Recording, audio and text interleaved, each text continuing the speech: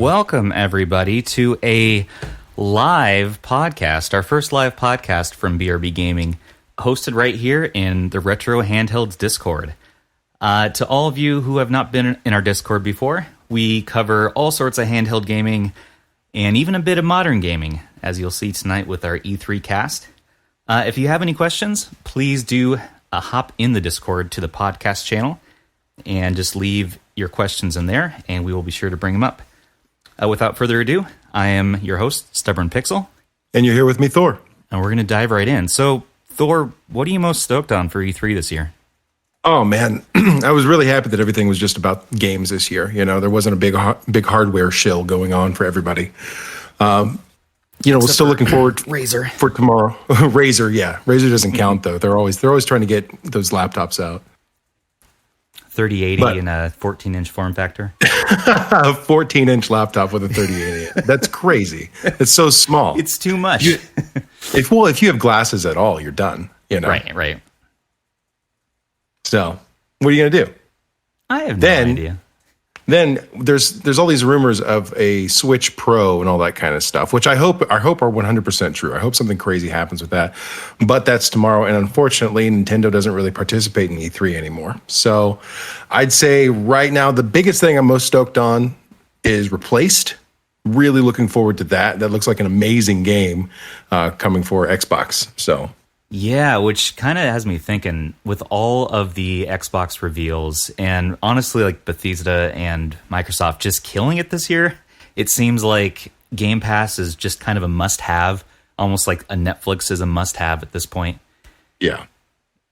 All the good games are coming there. Replaced. Well, so many new games, they're coming just straight to Game Pass. That's crazy. Yeah, day one, which is nuts. It's a good value there.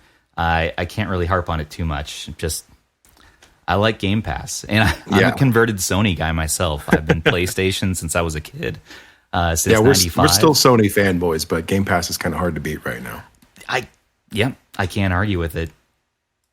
I'd say the other thing that I'm pretty hyped for is Back 4 Blood, but I've been hyped for that for a long time, even before E3. It just looks like it's going to be great. And I know your wife, Cathonix, she's a big fan of that, and I know you are too. I'm pretty stoked for that, and I know she's big on Left 4 Dead, so I think this will be really exciting for us to pick up and play. Let's dig into that a bit more. So with Back 4 Blood, is it the original devs of Left 4 Dead 2? Yeah, it's some of the original development team for Left 4 Dead and Left 4 Dead 2, and they've decided to essentially keep it going, spiritual successor. And I mean, that's all well and good, but what would get us excited to really just want to get this game beyond like, okay, it's a spiritual successor to Left 4 Dead 2. Great. You fight some zombies. It's ultra crazy graphics, probably some ray tracing, but what would keep us coming back for this game, in your opinion? In my opinion, probably the multitude of maps. It seems like they're going to have a really great lineup. And obviously the different characters are essentially different classes, right? So there's a ton of variety in your base characters and their abilities. Some of them are more, like recovery, getting people off the ground. Some of them are more melee, bats with nails in them, that kind of stuff. And it just seems like the gameplay is quite a bit more varied than Left 4 Dead ever was before, as far as what your loadout can be, and if you want to be more supportive and helpful than just pure damage output, that kind of stuff. Right. All right. I mean, yeah, I think we're both stoked for that one, so we'll have to keep our eyes out. At the top of my list, I gotta say, is Age of Empires 4, which... Go figure. I know I gave you a hard time about loving Age of Empires 3, but I feel yes, you did. I did, but I feel like Age of Empires 4 is going to be everything I wanted AoE 3 to be, but more and better, and it looks awesome, and I love that series, and I think multiplayer is going to be pretty awesome. So I'm going to be keeping my eyes out on that one. And the fake rumor mill is already out on that one, by the way. They're talking really? On a few of the subreddits around gaming that the install size might be in the 90-ish gigabytes range for that game. That's some Call of Duty level install size. I don't know if I'm okay with that, but I hope it's not true. I hope that's fake. But I'm way more excited for that than I am for like Flight Simulator. Right. even though I saw that there's a Top Gun DLC they're going to release for Flight Simulator, which does look pretty cool. Yeah. And all of these things, we can play on handhelds through streaming. So I think we absolutely can. We were talking about this just a couple days ago, actually, while we were prepping for this, thinking about all the things that we could potentially be doing on our handhelds eventually. I've got the RGB 10 Max, and No Time and I and Turtle have been working on an Android ROM for it and adding 5 gigahertz so we can do Game Pass and game streaming and stuff on it. It'd be pretty crazy to play Halo Infinite on an RGB 10 Max, wouldn't it?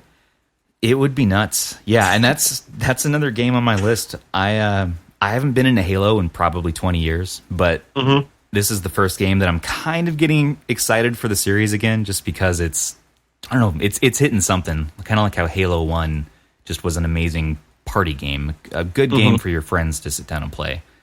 There are a lot of people that are still hating on Halo Infinite, though. Not just because of the delay, but the animations and several things.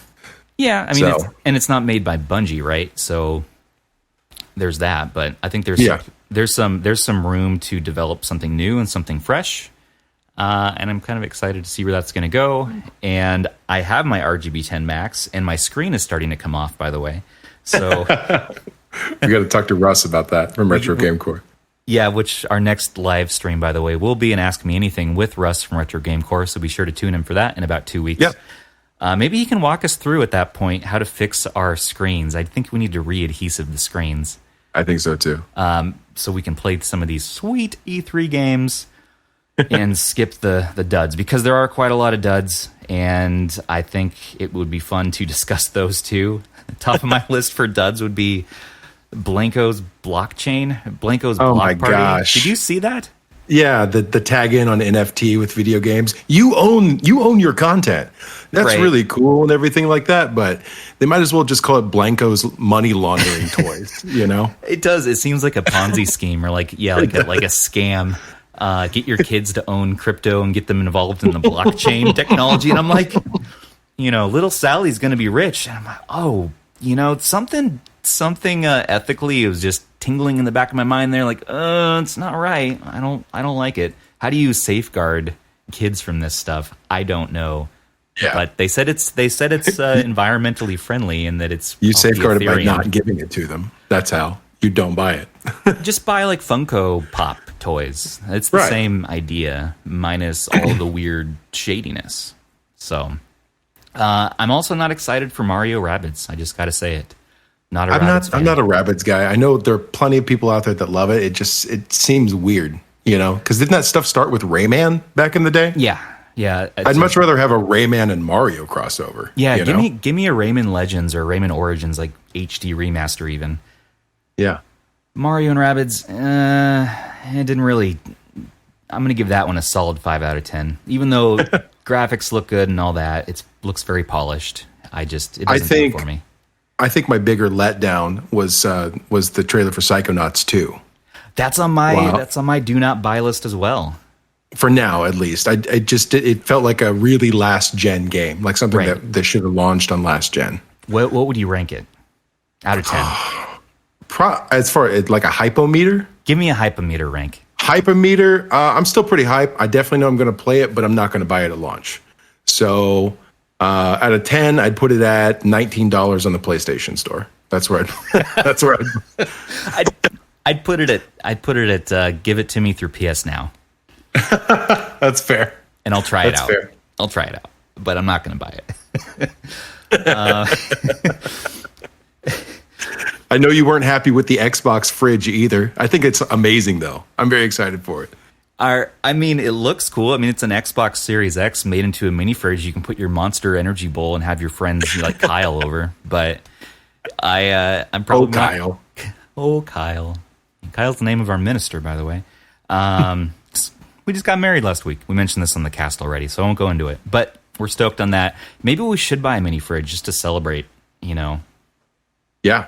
Sarah's over there. You should. Cathonix is over there laughing right now. She's turning red. I think we should make this the centerpiece of the house and put it on the coffee table. Just theme your whole lives around the Xbox fridge. When the in-laws come over, be like, hey, Like, oh, sweet, you're going to play some games? No. You're going to have a Mountain Dew Code Red. But in the can, because I don't think it can hold bottles. Yeah, it's going to be very small. Sure. If you know what, if you want to get an Xbox mini fridge, I will respect that. I won't respect you anymore, but I will respect your decision to get the mini fridge. No, I'm sorry. It looks cool. So something you and I are definitely opposed on, though, is Slime Rancher 2. Oh, all right. Garbage. See, I love that game. I love the first one. It was so much fun. It was so silly. Maybe I just don't like the cutesy games. I don't know. It didn't do it for me. I tried the first one, and I can see why it's fun. Just for me, I'm not as much into it, so I'm going to pass. That's a solid maybe 6 out of 10 for me. Well, in all fairness, I didn't buy it. I got it for free on the Epic Games Store because they've been giving out hundreds of $millions of games all year, right? Well, yeah, that's the reason to have an Epic Games account. Right. But I haven't played any of those yet, but I have many free games from that account. Well, you should make sure that you at least try Slime Rancher before you dog it that hard. Jeez, guy. I just like messing with you. I'll give it a shot, and I'm sure it's going to show up on one of the streaming services or on Epic, and I'll try it out, and I'll be like, you know what, I was wrong. I was wrong all along, and I'll send you an I'm sorry bouquet of flowers. A bouquet you can put next to your mini fridge. Yeah, I'll keep them secure in there, keep them fresh. You know what I am excited for though is, and this might seem super cliche, but Far Cry 6. I like Far Cry. What's cliche about that? The Far Cry series is purchased for a reason. Right. I mean, clear outposts, have an awesome big bad, and just kick ass all the way through. Yeah, they really, especially since Voss, right? Right. They've really, really had just a series of amazing actors and big bads in those roles. And I'm really looking forward to Giancarlo Esposito right now. That guy, he's been in so many different things, both for comedy and for drama. He's an amazing actor. And then them bringing his mocap face straight into the game as this big evil dictator, it's going to be great. Just his scenes alone are going to be amazing and probably worth playing the game. Yeah, and that's the big draw right there. If you've seen him in Breaking Bad, this guy just owns every role he steps into. I will be playing that game, and probably getting the DLC because the DLC brings back Voss and Pagan Min and Joseph from Far Cry 5, and you can play as these bad guys, and that just sounds really interesting. So, and Far Cry Blood Dragon is going to be released. I think as some sort of remaster DLC. Oh, that'd be amazing. I loved Blood Dragon. That thing was crazy. I was just reading about that before we hopped on here, and I'm like, oh yeah. Yep. I'm turning the lights off, and I'm getting I'm pulling my Mountain Dew Code Red out, and I'm just going to attack this thing. This is crazy. Keep bringing up Code Red. People are going to think we're shilling it. We're not getting paid, I swear. No shilling. And if I did buy Mountain Dew Code Red, I'd get like a zero version. Like the sugar gets to me my old age now. They don't call it Livabetes step. All right. Oh no. Yeah. How do we come back from this? I know. How do we come back from this? Starfield. Is that coming? Because that's on my no list right now. Are you serious? Starfield is on your no serious. List because they didn't reveal anything about it? Yes. Because it's freaking 2021. We heard about this game, 6 years ago, 5 years ago, 6 years ago now? And we've got nothing. We've got the cinematic trailer. Okay. At least Outer Worlds 2 was honest enough to say they have nothing to show anybody except that cinematic trailer filled with placeholders. All right? That was awesome. And it was awesome. And they're like, and now we show some guys running for no reason. Okay, and now we show a character we haven't named yet, and we don't know why he's here, but we're just going to show him. You're right, that was super honest, but we're going to show you the only thing that's finished, the title. And that's all we know. Yeah. But you know what, guy? Okay, Starfield was announced in 2018. Okay, that wasn't 5 years ago. That was what? Whatever. 3 years ago. 3 years ago, whatever. and it's coming out next year. Plus, Todd Howard. Supposedly. Todd Howard today was like, hey, I have more news about this. What the hell did he... I have an article here. He says it takes place 300-ish years from now, Okay, that's a detail we didn't know. It's about space explorers. Did you know about that? I assumed. And also, he says it'll be good. So, oh, okay. So real news is what you're talking about. Yeah. Real news. Oh, it takes place in the future and it's going to be good. Thanks. Appreciate you. We'll find out November 11th, 2022. Hey, forget about it. No Elder Scrolls 6. No, all right. We're done. It's been with that 10 now. years since Skyrim was released, and it's been released on every platform. We're not talking about Elder Scrolls anymore now. And they announced about more like Elder Scrolls Online content, and I'm like, no. Yay. No. And I can run Skyrim probably on your mini fridge. So probably. That's all I need. We can probably figure out a way to run Skyrim on like an RG351M in some way. Oh man. Okay, so Starfield's a no for you. For me, I think just give me more information. All right, come on. I know, but the trailer at least like kind of had me going, and I'm like, okay, this will be neat. Elite Dangerous kind of hits that nerve in me. Hopefully. I'm always a fan of survival games. So Ark, Survival Evolved, Rust, those games all kind of did it for me. But it's been a while since a good one has come out, so I'm pretty excited for Icarus. And well, tell me more about Icarus. I didn't see much about it. Tell me more about this. So Icarus is a survival wilderness game, I believe, on another planet. I got to pull this up again. They showed a bunch of bears. Like, you're in the wilderness, you're building cabins, and bears are attacking you, and that's all I need to know. Space bears? Space Bears. It is Space Bears, the simulator, and it's coming to PC soon. I think in August. So okay. Yeah, I'm kind of excited for that one. I had some information up here, but I won't bore you with my scrolling.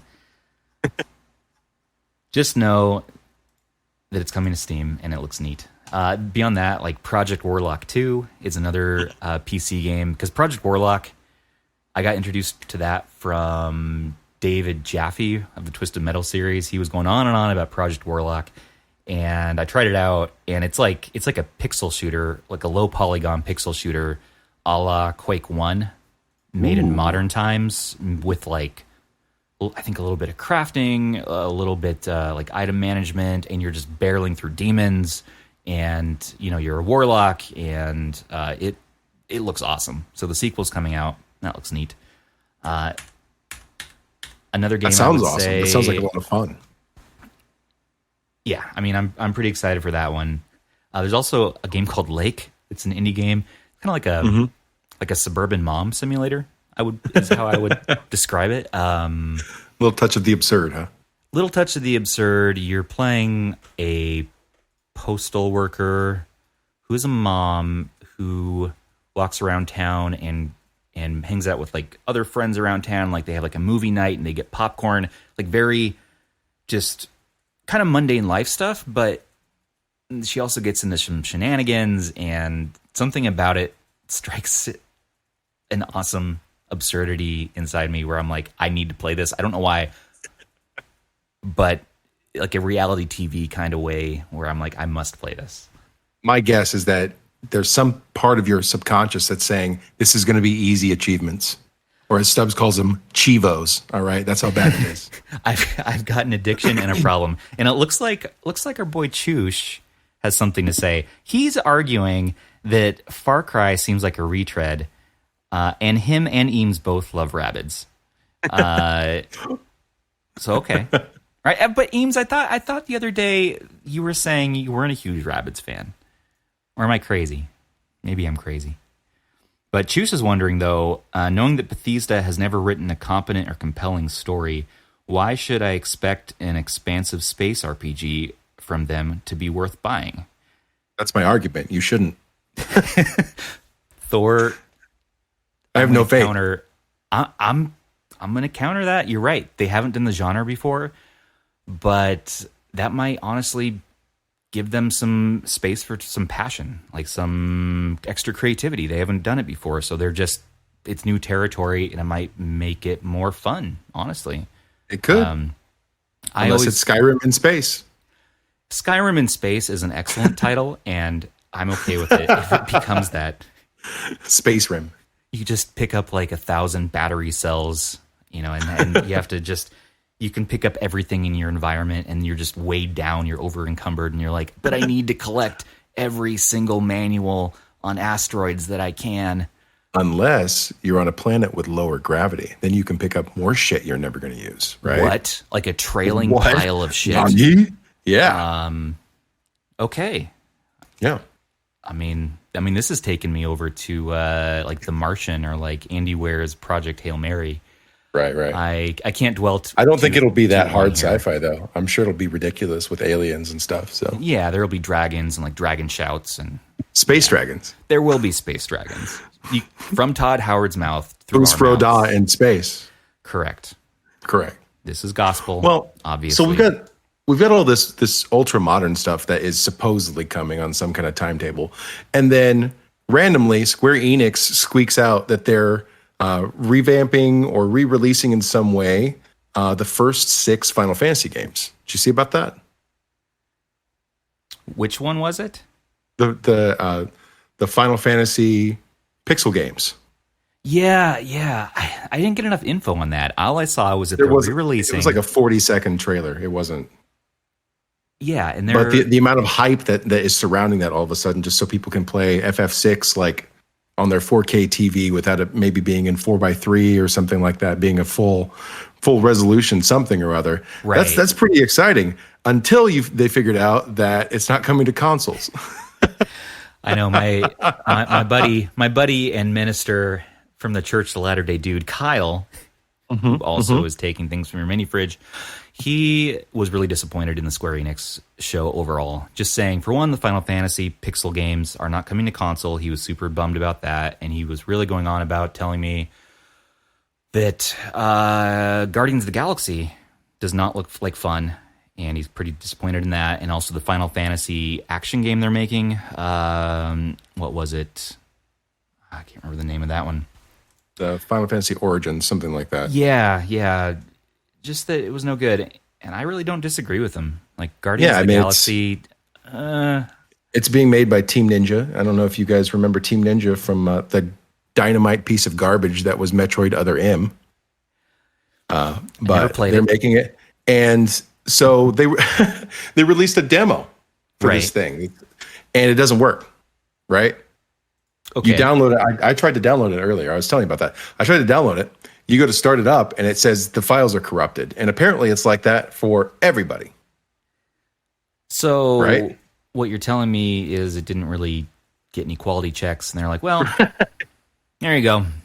Well, if you watch the trailer for it, the guy's running around with a Dark Knight sword, and he's like in a t-shirt. I mean, t-shirts are cool. You know?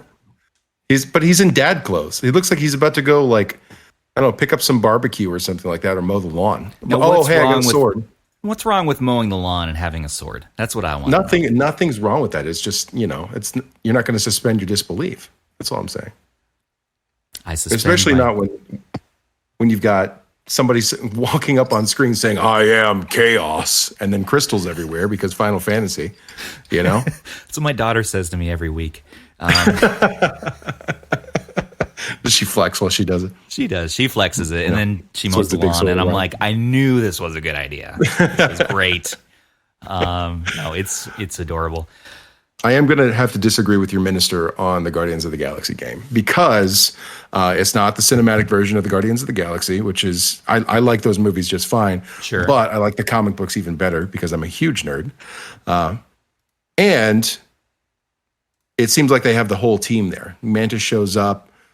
Groot, Rocket, all the classics, right? I think it looks pretty good. I like that they're doing something different than the movies. I think that's cool. And I like the look of it. I'm just not personally a fan of that style of game, I guess. Just the action combat. Yeah, like the kind of cartoony action combat. It's the same reason why it's hard for me to get into Spider-Man or Miles Morales. Right. The game obviously you can amazing. be wrong, but yeah. I'm in the wrong. I'm a terrible person too, but like it's just I guess I need a little more violence in my gaming. Yeah, that's fair. And hey, I don't know. It's either that or I need like complete lack of violence, like Lake or Life is Strange or something. Mm-hmm.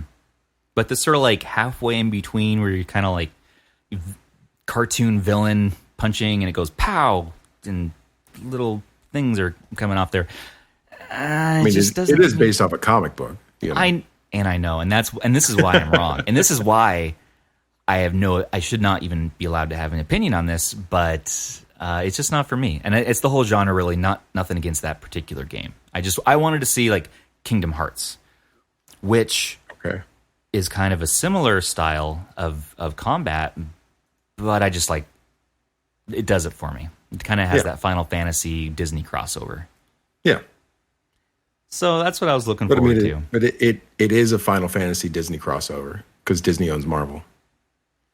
You just blew my mind, and you've left me speechless. Everybody, Thor has won the debate. We can all go home now. Enjoy your lives. No. I'll probably try that. I'll probably try it out. But see, I'm going to tell you something else that you're wrong about, and it's because I'm a sicko. Okay, you're beating me while I'm down. All right. Pour salt. Forza Horizon 5. I know you're not. I know that's on your thumbs down list. Sure. Damn, it looks good, dude. Jeez, OP. Like, whew, man, right. It looks. All right. Yes. It looks good. It looks gorgeous. The visuals, everything.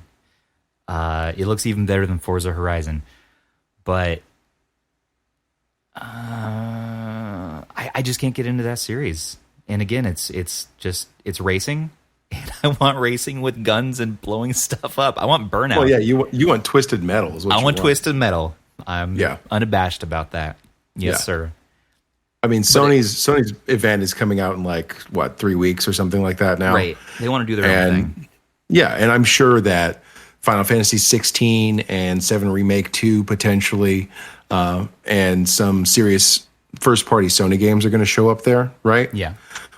But it's not going to be Twisted Metal, and I hope you understand that. I know. I have to get over it. I need to let go of the past and embrace what's going on in gaming culture now. Mm-hmm. Which is Forza, which is ray tracing and 4K at 120 FPS. Are you as sick of hearing about ray tracing as I am? I am. I was on the ray tracing train like in November, right? When the consoles were coming out. You wouldn't stop. And I was like, ray tracing this. I was like, look, someone released Mario 64 with ray tracing. Right. But what is it exactly? It's a bunch of reflections, and that's cool. In the end, do we care? After some months have gone by, do we care? Yeah. I mean, I still care, but it's like, I don't know, I feel like it's when seatbelts were first introduced, and it was like, oh, we got seatbelts. And like 2 months later, people are going to be like, yeah, we get it, you have seatbelts, Yeah. I know. Like they're gonna keep advertising this as some crazy thing, and it's like, well, what else is new? Yeah, I mean, they're 5.5 more years until the next console generation. Come on, they're going to keep going until games are indistinguishable from real life. Yeah, and that's okay. And VR is going to merge more and more into that, and that's going to open up some new experiences for people. I mean, well, this isn't E3 related, but did you see the Unreal 5 announcements? Did you watch any of that? I did not, sir. Please tell me about it. Regale me. Crap. Regale me with Unreal 5 engine. Unreal 5, what's coming is absolutely crazy.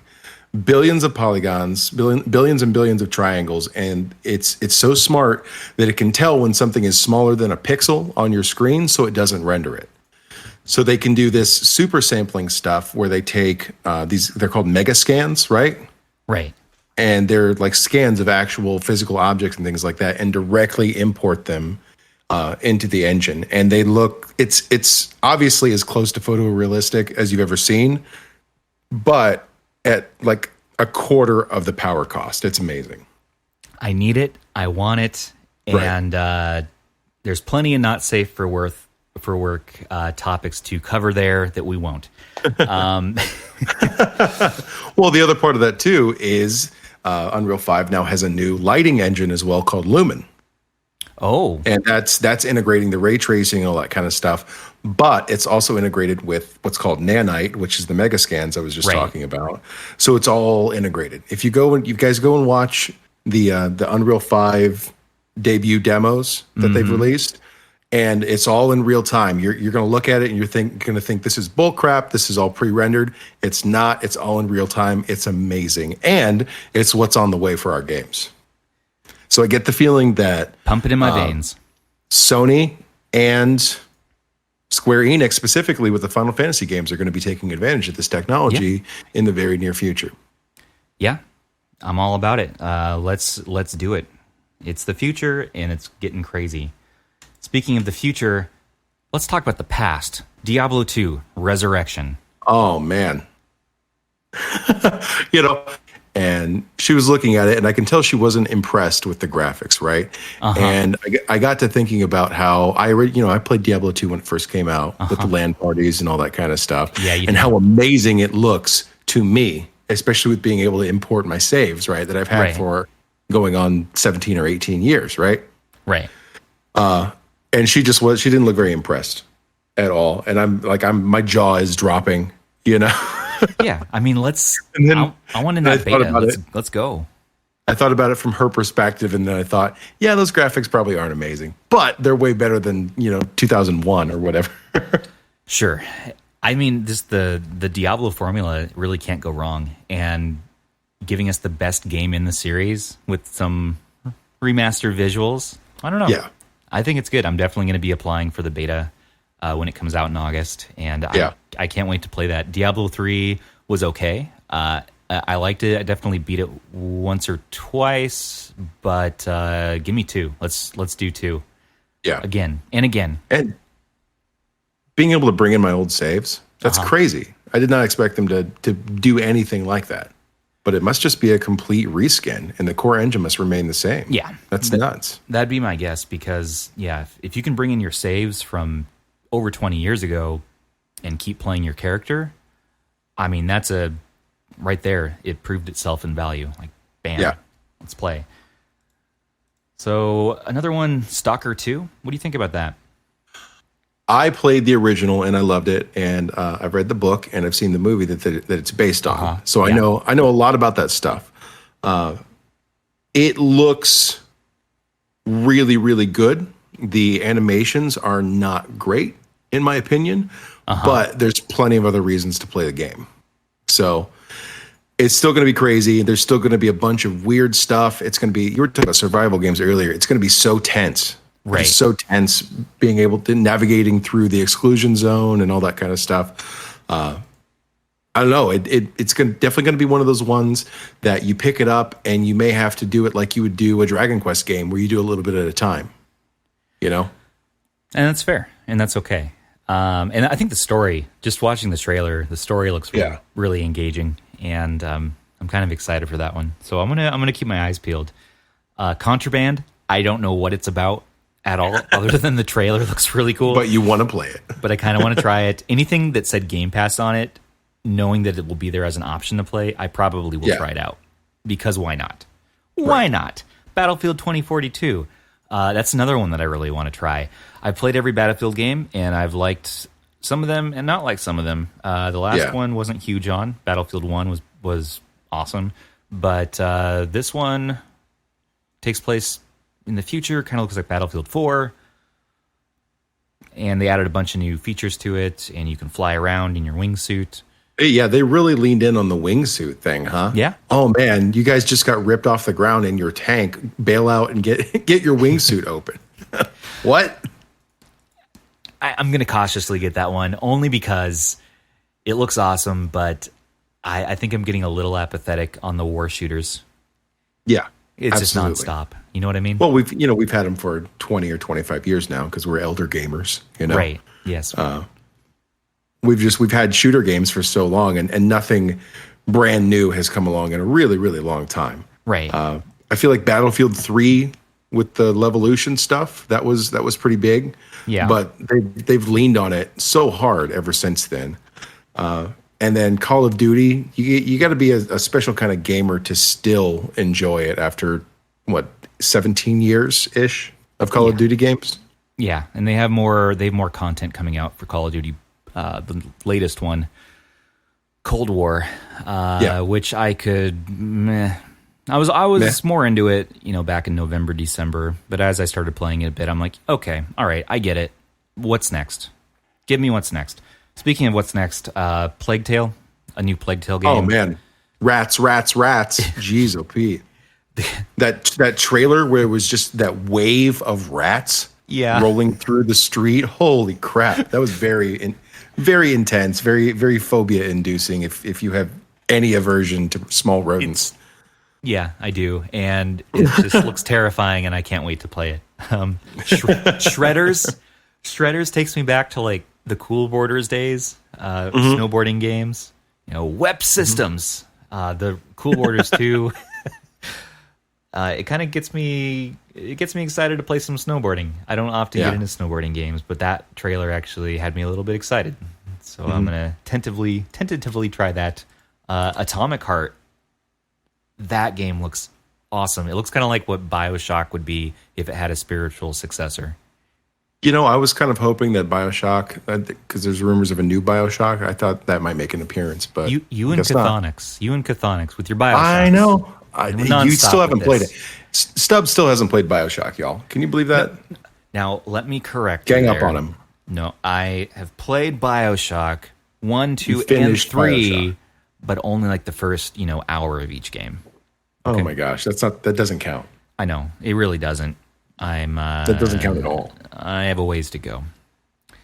So, you know what else has a ways to go? What? Transition. Elden Ring. Here's a hot topic. I was a no on this game at first. I was like, all right, it's George R. Martin, reskinning Dark Souls. Yeah. Okay, cool. I was like, pass. I watched a little more, read up some more on it, and it actually reminds me more of like this old game series called Gothic. Gothic 2 is one of my favorite games of all time, and I probably will try out Elden Ring. I am getting a little more excited for it. It doesn't look like your typical action RPG. It doesn't look polished at all. It doesn't need to be. You know when like early access games hit us every day, but yet we still play them and they're fine. I don't. Early access is bad. Just like pre-ordering to get the pre-order DLC is bad. Well, bad from the context of you, but in your opinion. In your opinion, Thor, you're wrong. Let me be right about something tonight. Come on. I don't think we're not debating. Please. All right, you can be right about this one, sort of. No, anyway. I don't want it. It feels like a gimme. Take it back. You gotta earn it. No, Elden Ring. It's been so hyped for so long, and then so many trailers that came out. I mean, like that Final Fantasy game, just like I was talking about. It's just really that's what you're going to show up with. Why not just skip it and announce it 6 months from now? They probably have investors to please, to be honest. Well, yeah, and I get that. They got to meet some benchmarks. The pandemic hit every industry, and video games included. But geez, oh Pete, man, don't show up with a glitchy mess. That's crazy. Yeah, I know. Doesn't mean that the premise though kind of has me excited. So I'm gonna check. I'm gonna keep my eyes on it. I'm sure it's some, god tier epic fantasy, blah, blah, blah, blah, blah, that would fill 15 or 16 tomes, I'm sure it is. Oh, yeah. It's some Robert Jordan level world building. Sure. Oh, man. Jeez, OP. Moving along. Got to give me some PTSD. Jeez. No. Ayuden Chronicles. Spiritual successor to the Suikoden series. Suikoden. Yeah. Everyone pronounces that differently, by the way. I say Suikoden. You say Suikoden. Some people say Suikoden. Suikoden? Suikoden. Konami's baby from the 90s. Some of the original dev team are working on this. The art style looks awesome. The role-playing elements just look like they're top of their form. And I'm definitely getting that. I liked the Octopath-ish feel. Yeah. Right? But with it being prettier, I think. Yes. Yeah, an Octopath, that's one that I picked up and I really wanted to get into. I just didn't see how... I saw that I have to play like all 8 stories to get the full picture. Right. And then that seemed daunting at the time, you know. What time do we have too much in our lives with our kids and schedules? Like, it's less and less I'm playing these longer RPGs. What, you don't have 87 hours to sink into an RPG? I mean, like maybe if I was like in a hospital bed or something, but if I was an invalid. Yeah, but not like, not in my day-to-day life. It just, yeah. But the next time like I break my legs or something, I will be playing so much Ayuden Chronicles. Oh, man. So much Ayuden Chronicles and Octopath and whatever game that you tell me is like a worthwhile RPG, Thor. Like, that's fair. On. I mean, you already have good taste. You like Star Ocean, so that counts. Fuck yeah, Star Ocean. Fuck yeah. Death Stranding 2? What's your thoughts on that? That trailer creeped me out hard. That was so weird and bizarre and explained nothing. Just that bizarre. Giant corpse that was slowly getting disassembled. What was that about? Dude, it's her it's our Lord and Savior, Hideo Kojima. So you know, he says, I bequeath this to you, and everyone's just supposed to be excited, and naturally I kind of am. I mean, Death Stranding 1, awesome. Yeah, but it's such a weird way to present that game.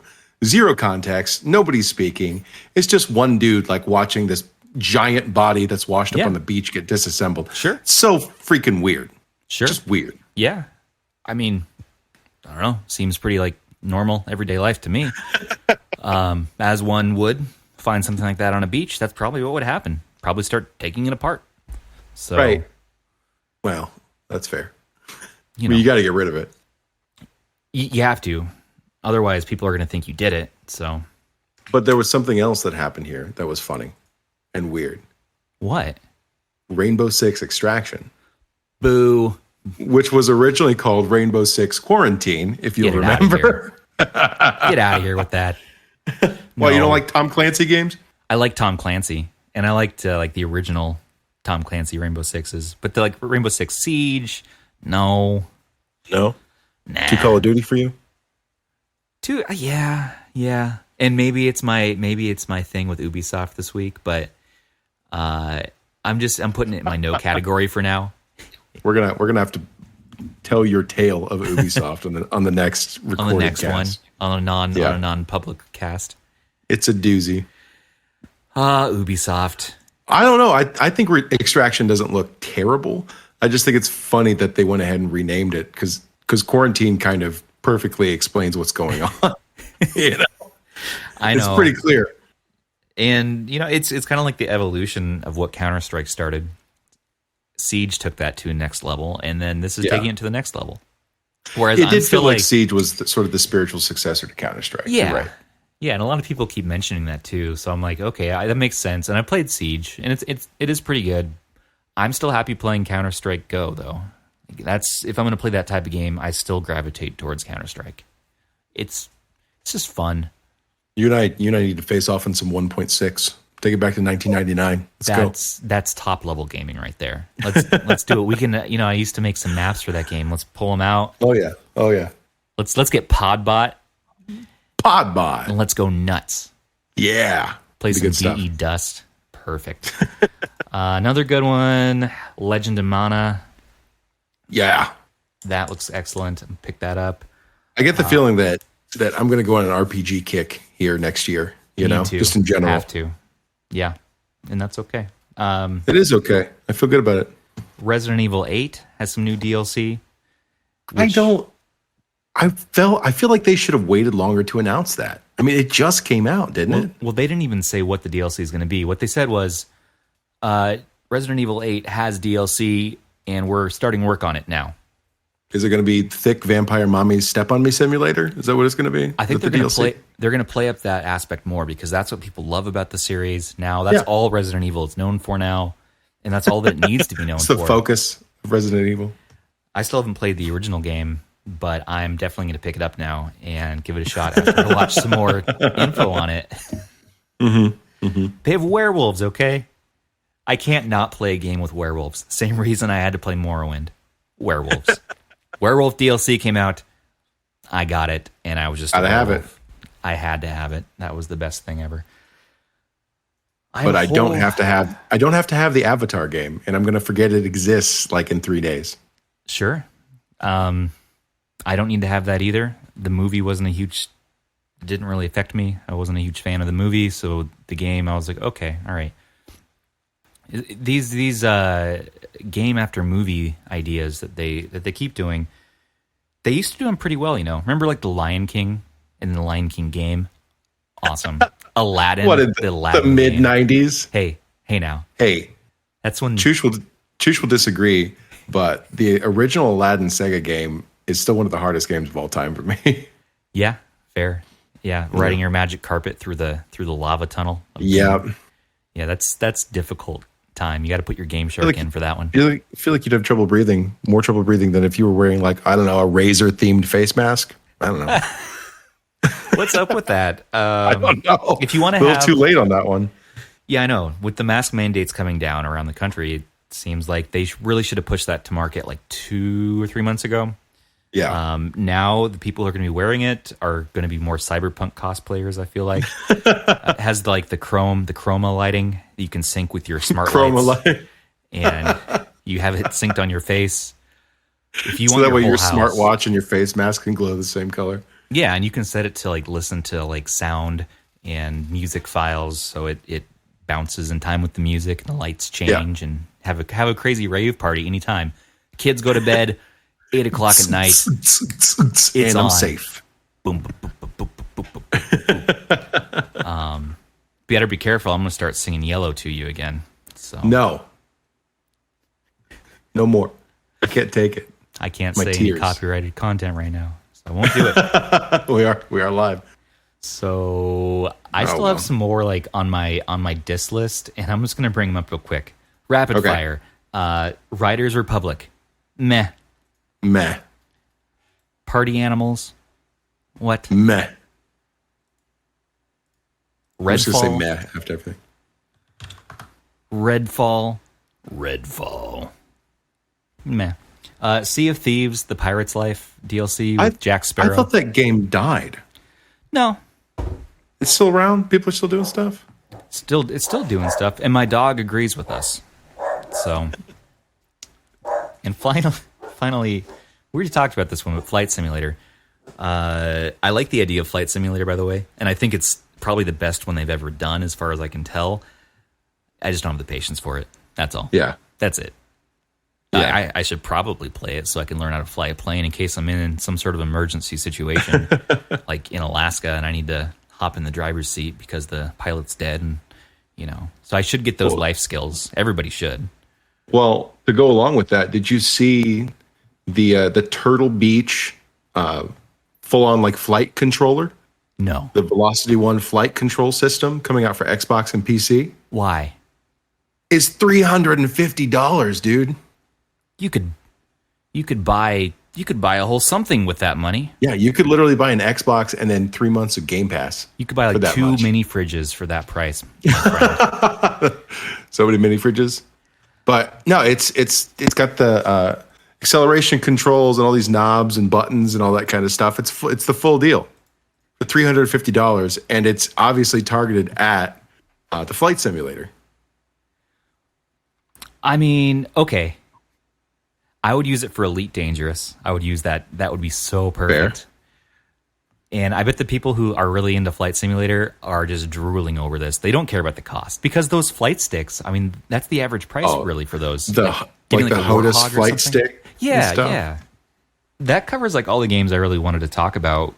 Mm-hmm. What do you guys in the audience think? If you have any questions or thoughts you want us to talk about and go over, feel free to hop in the podcast chat. That's the one right above this one in our Discord server. And let's discuss it. Let's hop into it. I see we have one of our top mods, Sandusky, in here. Hello, sir. Nice to have you here. And No Time, who is developing the RGB 10 Max ROM and the 351 Droid ROM. Yep. Oh, Stranger of Paradise, Final Fantasy Origin. That's what that was called. Oh, right. You know, it looks all right. All right. It looks bad. You're calling it like it is. I'm not going to mince. I'm just going to say it's weird looking. Like they took the Final Fantasy 16 engine and they're like, I don't know, we need another game. Yeah, like we paid all this money to have this thing made. So y'all need to do something with this. And then they gave it to Team Ninja and they were like, we'll work on it on the weekends. That's what it looks like. We'll throw something together. Here's the engine. We used we reused assets from Final Fantasy Online and Final Fantasy 14, and right. It's fine. Well, I mean, that's kind of what Final Fantasy is. You always have Chocobos and Zid and all that kind of stuff. I mean, did they talk about any new content for 14 as part of this? I didn't see anything mentioned. No, they do their own thing. 14 does. They have live chats and they have fan fest and things like that. So, 14 has an expansion coming up in November, right? The week of Thanksgiving, called Endwalker, that I'm really looking forward to personally because I play a lot of 14. Shout out Winebaden. He's in the crowd. It's my buddy. Oh, Winebaden, the one and only free company. Winebaden. That's right. So that's coming up for 14, and that's really exciting. I am excited for you. I still need to play that game because Triple Triad, it's a must. Here we go. Sandusky's got an awesome question. How do we feel about Sony's gradual transition out of the E3 landscape? It only makes sense. Yeah, I mean, I went to E3 several times over many years, and I always went to the press conferences personally. And Sony is was putting up serious cash for that stuff, because not only were they renting the venue with the big wide screens and all that stuff, but for the entire press corps, I mean, hundreds and hundreds and hundreds of people, they fed us all every year. They got food trucks and all that kind of stuff. They fed us all because they were usually the last ones on press day. Right. And you used to attend as press in some form, didn't you? Pretty much, yeah. Yeah. See, I've only done the virtual ones. Yeah. But I used to go live, and Sony was the ones that everybody looked forward to, because you had EA they always were in a dark room and they never fed you, even though it was the middle of the day, right? Right. Ubisoft, because they were in that big theater and they had Aisha Tyler, that was always a ton of fun, right? Always. Sony, they would feed you and then they'd put you in a dark room at the end of the day. So they had to pipe in the music and speakers real loud to keep everybody awake. No. So I mean, we're spoiled here, having virtual E3 the last 2 years. Right. Just sit on my couch. But to me, it makes sense with everything going digital.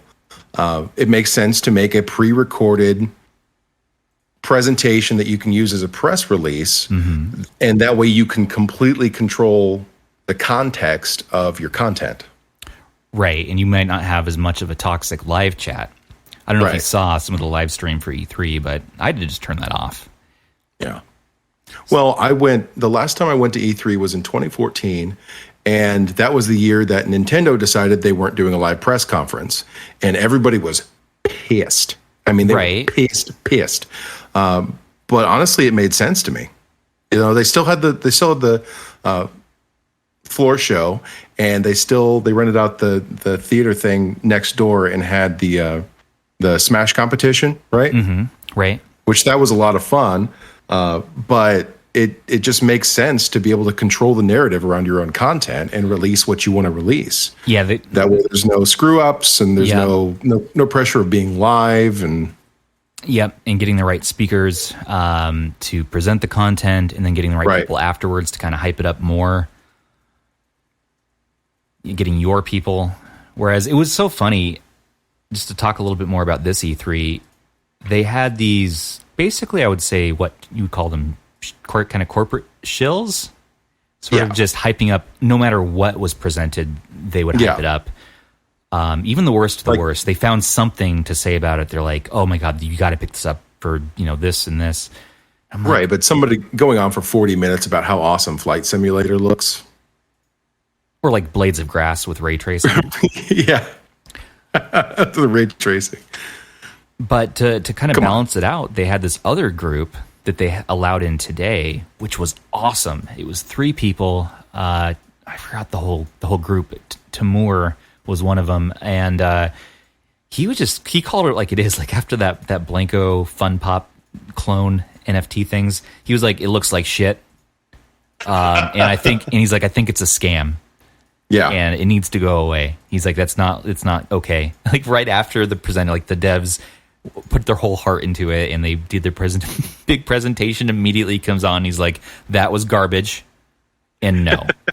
And I was like, oh, this is what I want to hear. Like I want the honest truth from people. I don't want people who are paid to tell me and to hype this up more. Like, just tell me, how do you honestly feel about it? Even a game I'm super hyped for, all right, like Replaced or something like that. I would love it if somebody just randomly in one of these live chats or something just looked at it and went, wow, that kind of looks like crap. Right. I wish it was better. You know? Then I would know that they're not getting paid to be there. Right, exactly. And that part impressed me. And I'm like, okay, which almost made today one of the best days of E3. But the best day of E3 was yesterday, or whenever Microsoft and Bethesda had their presentation. I can't keep track of time anymore, but they knocked it out of the park, and that was the best presentation, back-to-back games. Boom, trailer after trailer after trailer after trailer. And today I'm done, and I probably won't watch much of tomorrow because I'm about E3'd out, let me tell you. Well, tomorrow's Nintendo. That's always a big day. Unfortunately, we're not covering that day, and it's actually technically not part of E3, but they're doing it anyway. Yeah, I think we could definitely afford to do another live cast though during Sony's presentation at the beginning of July. That's not a bad idea. We do have a third event planned that was just going to be a podcast kind of free for all, but we could easily just kind of convert that to a Sony cast, and that would be fun.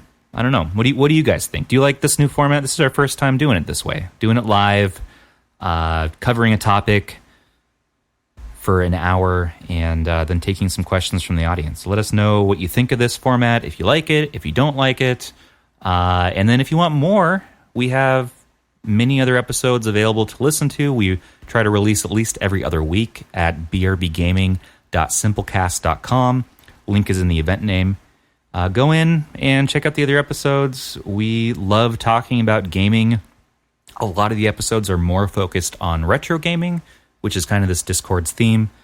But every once in a while, we like to just talk modern stuff. It feels good to take a break from the constant retro stuff and say, hey, what's new in gaming? And how do we play it on our retro devices? Yeah, we should definitely do a live game stream. No time's asking about that. Oh. Yeah. We should maybe get the BRB Gaming Twitch out of the mothballs. See how that goes. Yeah, let's start up the Twitch and let's do like either a game session where you and I are playing, or is he thinking that we do a group session like where everybody plays the game at once? I think, well, we were talking about that for one of our events, and I think that'd be a really good idea to do a group gaming session for something that was like voted game of the month. That'd be a lot of fun. That's not bad. Which, yeah, that's another reason why, and I am going to shill for our server for a minute. Everyone, if you haven't joined, I do recommend joining our Discord. We do have a games of the month. This month we have 3 games that we've selected that's voted by everyone in the Discord, and each month is kind of a new theme. It seems to be a kind of a community favorite, is doing this games of the month. Beyond talking about retro handhelds and like Nintendo handhelds and Vitas and all that, really it's a topic everybody kind of piles on and has opinions on. So it's kind of fun. Let's see, I'm going to take this last question here from Sandusky in the podcast channel. He said, this is a follow-up, but in a current digital landscape, including the effects of the pandemic, do you feel like E3 will maintain a presence in the following years, especially with many developers deciding to host their own separate showcases and conferences when they get ready? I personally think that E3 is going to fade a little bit before it gets better. Where instead of just hosting, the big 3, Sony, Microsoft, and Nintendo, like they used to do, Right. And obviously they hosted smaller things, but those being the main things, I think that they will eventually sort of refocus on indie developers more and more and more and showcasing them instead of just the big ones. I think companies like Deep Silver and obviously Bethesda, now that they're owned by Microsoft, and Ubisoft, and all of the ones that are big enough to have their own press conferences on their own, I think that they will eventually leave the E3 landscape. And that will leave a ton of space for much smaller developers to come in and fill up the gaps created by those giant companies, personally. How do you feel about Stubbs? I think that's not far off. I think that E3 still has a place. People still have a lot of nostalgia for it in their hearts since it started back in '95. But I mean, I could feel it. I could feel it by reading just the chat comments. Kind of the general consensus of the public is maybe we're done with E3 as a thing. We still are hyped on games, but we do want the different companies to just release their own things. So maybe they all form an alliance, like call it the E3 Dev Alliance or something like that, and they at least do it all in the same month or something, you know? And that would be okay. So maybe not the live show, as it were. It does need to be retooled a bit. It was good, but it was a lot, and it was not always synergetic. It was kind of awkward at times. And then being there in person was pretty excruciating. Oh, really? Because you're at the LA Convention Center. You're hiking all over Hell's Half Acre the entire time to get to events and stuff like that. And then if you screw up your schedule even once, if you sleep in for 15 minutes, you're screwed for the whole day. Oh boy, no, thank you. It was a whole thing. Yeah. So I think digital is definitely going to be more prevalent in the coming years. Yeah, I don't disagree with that. So I think, and that's a great question, Sandusky. So yeah, I think with that, I think we're going to go ahead and wrap it up. Thank you guys. Thank you everybody for showing up and hanging out with us. We really appreciate it. We had a really good time. I totally concur. I would love to do more of these. This was a lot of fun. So thanks everyone for joining us today. Hop in there, join the server if you like. Check out more of our episodes. brбgaming.simplecast.com. We will see you next time. Bye, everybody.